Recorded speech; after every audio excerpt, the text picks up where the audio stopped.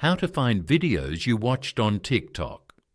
To get started, you first need to open the TikTok application on your phone.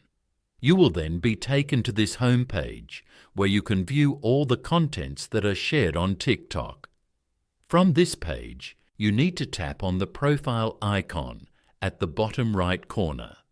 Once you are on this page, you need to tap on the menu at the top right corner. Then select the Settings and Privacy option from the menu. Once you are on this page, tap on Activity Center.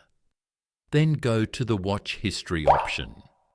Here you will find all the videos that you have watched over the course of time. You can re-watch the videos and share it with your friends as well.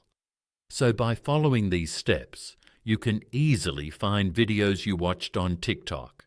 Thank you for watching. Please leave a like if this tutorial helped you, or leave a comment below if you have any questions related to the video.